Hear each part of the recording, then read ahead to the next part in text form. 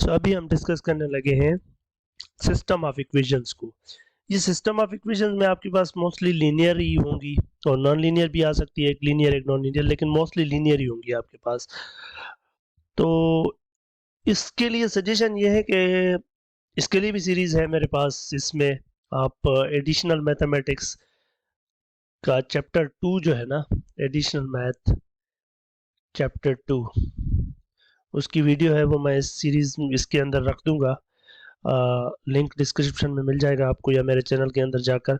तो इक्वेशन जो है, सिस्टम ऑफ इक्वेशंस को, उसको या तो आप सॉल्व करते हैं एलिमिनेशन से या फिर आप सॉल्व करते हैं सब्स्टिट्यूशन से।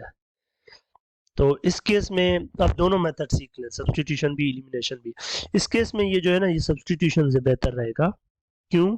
क्योंकि ये इसने डायरेक्ट y की वैल्यू आपको दे दी है x+4 के बराबर। यहाँ पर आप y की वैल्यू रखेंगे, ये इसको अगर हम अच्छे तरीके से सॉल्व करें तो ये y इक्वल टू x+1 एक इक्वेशन है और x+y=2 ये दूसरी इक्वेशन है।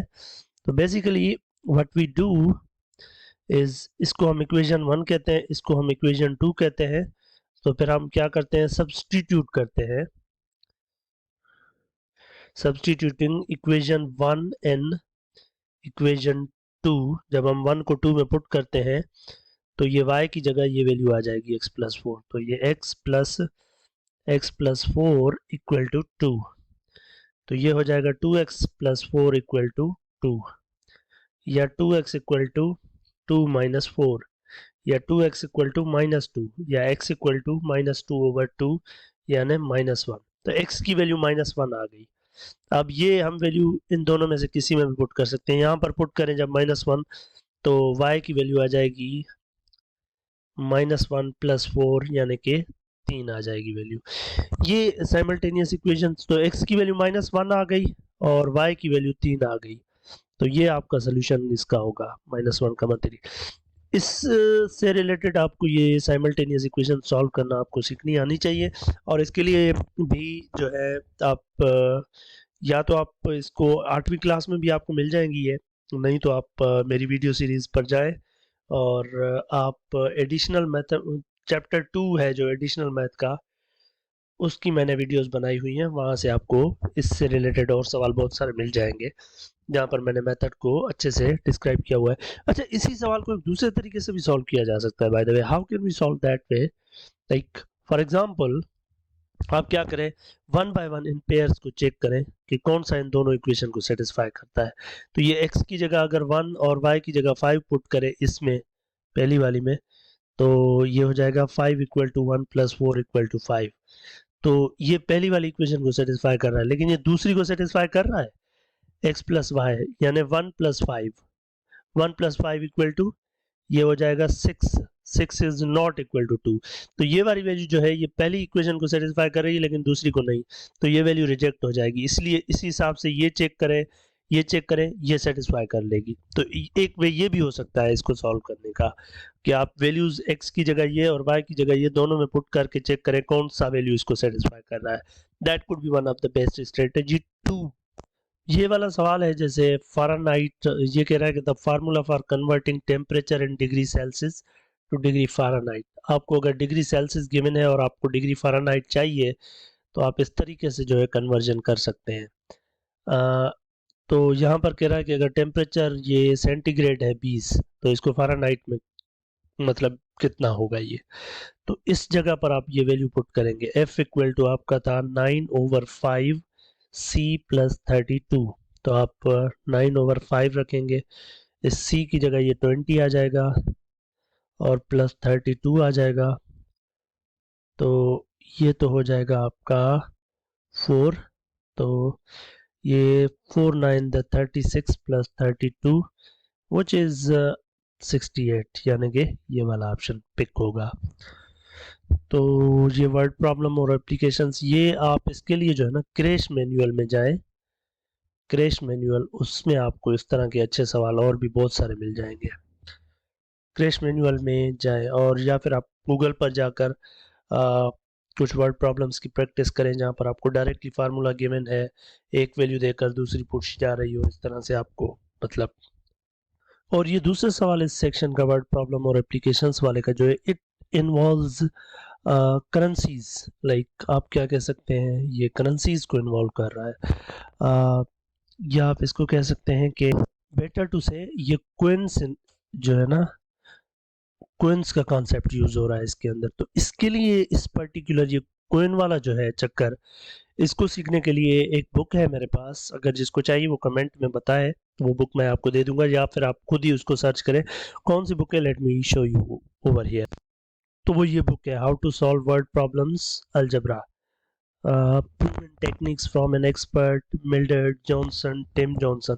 इसका जो है चैप्टर नंबर, इसके सारे ही चैप्टर बहुत इंपॉर्टेंट है वर्ड प्रॉब्लम्स के लिए वैसे, लेकिन इसका जो चैप्टर 4 है वो आपको क्विंस में बहुत हेल्प करेगा। इसमें एज प्रॉब्लम भी मिल जाएंगे आपको, मिक्सचर वगैरह, इनके ऊपर मैं आने वाले दिनों में इंशाल्लाह सीरीज भी बनाऊंगा।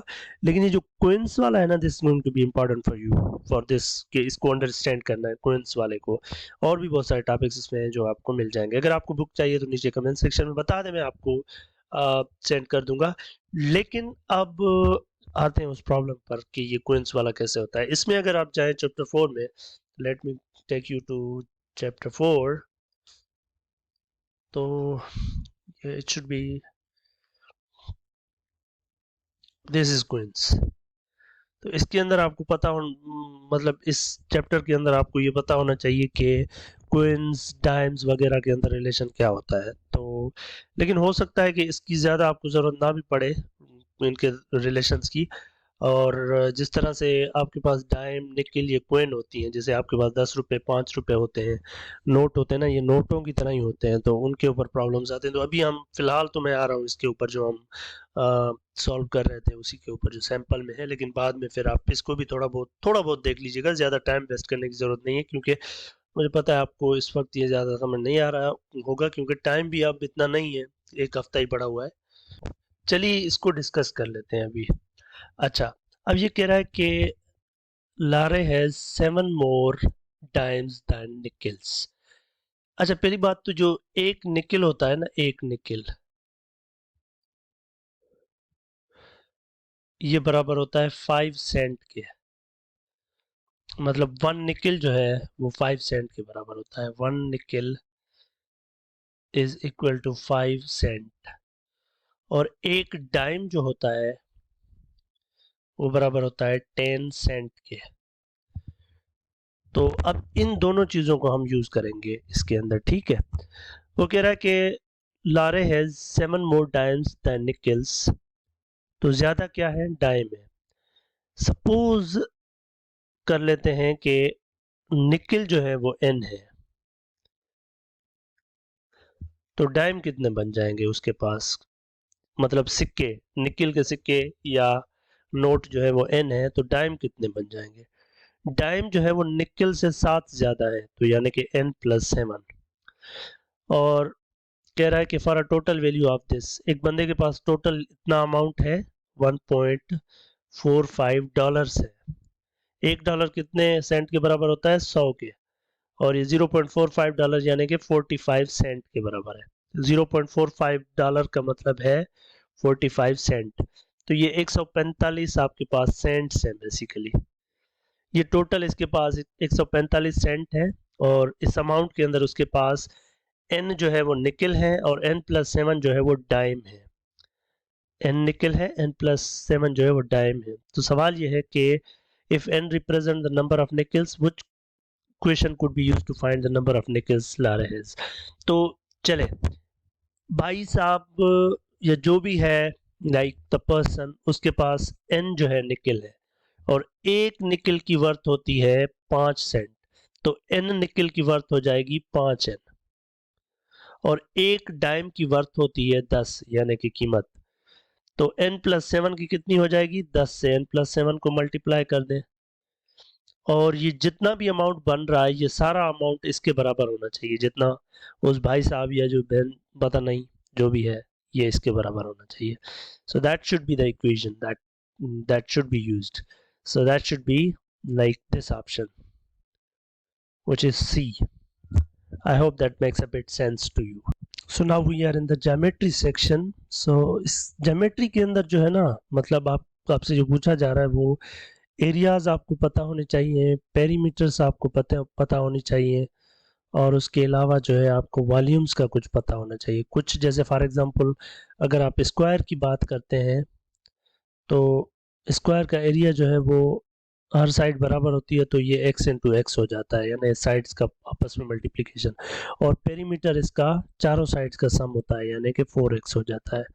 तो इसीलिए स्क्वायर हो गया, रेक्टेंगल हो गया, ट्रेपेजियम हो गया, या पैरेललोग्राम हो गया, या आपके पास ट्राइंगल हो गया, या उसके अलावा आपके पास क्या हो सकता है, ट्राइंगल के अलावा जो भी ये मतलब कॉमनली यूज जो भी शेप्स हैं, इनकी आपको जो है ये एरियाज, पेरीमीटर्स और वॉल्यूम तब मिलेगा जब आपकी 3D होगी, यानी कि कोन हो गया, सफेयर हो गया, या सिलेंडर हो गया। तो ये इस तरह की ये भी छठी, सातवीं, आठवीं के टॉपिक्स ही हैं। लेकिन यहाँ पर एक इंटरेस्टिंग सवाल है। ये सवाल है कि a garden in the shape of an equilateral triangle has side whose length are 10 metres, what is the area of the garden. अब इक्विलेटरल ट्राइंगल का क्या मतलब है, सबसे पहले ये टाइप्स भी थोड़ा बहुत देख लीजिएगा ट्राइंगल की। ये क्रेश वाली बुक के अंदर आपको टॉपिक्स मिल जाएंगे तकरीबन, क्रेश बेसिक क्रेश कोर्स जो है। तो इक्विलेटरल का मतलब है कि ये सारी साइड्स बराबर है, ठीक है। और जब किसी ट्राइंगल की सारी साइड बराबर होती हैं तो उसके एरिया का एक स्पेसिफिक फार्मूला है, और वो होता है, वैसे अगर साइड्स बराबर ना हो तो हीरो फार्मूला भी लगता है, और भी बहुत सारे हैं, उनको आप थोड़ा बहुत देख लें। और अगर साइड सारी बराबर हो जाए तो क्या होता है, तो फार्मूला बन जाता है एक, जो कि है √3/4 इंटू स्क्वायर ऑफ साइड। अब इसमें साइड जो है वो 10 मीटर है, तो आप ये रखेंगे √3 डिवाइड बाय 4, और ये 10 इसका स्क्वायर कर लेंगे, तो ये हो जाएगा 100। ये 3 है, ये 100 है, इसको हम 4 से डिवाइड कर रहे हैं, और ये 25 टाइम्स हो गया, तो ये आपका 25 टाइम्स √3 जिसको आप लिख सकते हैं, और वो मीटर स्क्वायर फॉर श्योर, क्योंकि ये मीटर है तो एरिया मीटर स्क्वायर में हो जाएगा। So which option to pick, या सो या this option b will be picked. So like suggestion यही है कि ये जो छोटी मोटी आपके पास आ जाती हैं, इक्विलेटरल ट्राइंगल हो गया, राइट एंगल ट्राइंगल हो गया, आइसोसेल्स ट्राइंगल हो गया, इनको थोड़ा सा देख लें ऊपर ऊपर से। अब ये सवाल जो है ये एरिया ऑफ रेक्टेंगल से आ रहा है, मतलब एक ये कह रहा है एन अकम्पनिंग फिगर ACDH, एक आपके पास इक्विलेटरल है, यानी कि आप जिसको कहेंगे सिंधी में चार कुंडो चौथा जाएंगे, and you have you know a quadrilateral, और BCEF, ये ACDH, it's AC and D and H, so this is a rectangle। और उसके बाद BCEF, B and you have CEF, ये दूसरा रेक्टेंगल है, लाइक दे आर गिवन। कह रहा है कि AH जो है वो 2 के बराबर है, यानी AH कहाँ पर है, AH ये आपका A था और ये आपका H है, तो ये 2 है, AH ये 2 के बराबर है, और GH 3 के बराबर है। GH कहाँ है, G से H, ये आपके पास G से H है, ये आपका 3 के बराबर है, और GF जो है वो 4 के बराबर है, यानी ये 4 है, और FE जो है वो 5 के बराबर है, ये वाला। आपसे कह रहा है BCDG का एरिया बताएं, तो ये B, ये C, ये D, ये G, इसका एरिया बताएं। तो ये एक रेक्टेंगल है ना भाई, और इस साइड की लेंथ आपको पता है इसके बराबर है, तो ये तो 5 हो गई, इसकी भी आपको लेंथ पता है, यहाँ से आपको पता चल रहा है 2 हो गई, तो ये 2 5 10, तो इसका एरिया 10 होना चाहिए। That's a very simple. ये एरिया ऑफ रेक्टेंगल को यूज कर रहा था। नेक्स्ट वीडियो में 2 बाकी सेक्शन रहेंगे, उनको डिस्कस कर लेते हैं। और अगर आप चाहेंगे तो एक हम सेशन भी रख सकते हैं जिसमें हम डिस्कशंस करें, लेकिन उसके लिए कोई रिस्पॉन्सिबिलिटी और लेगा, I am not up for it.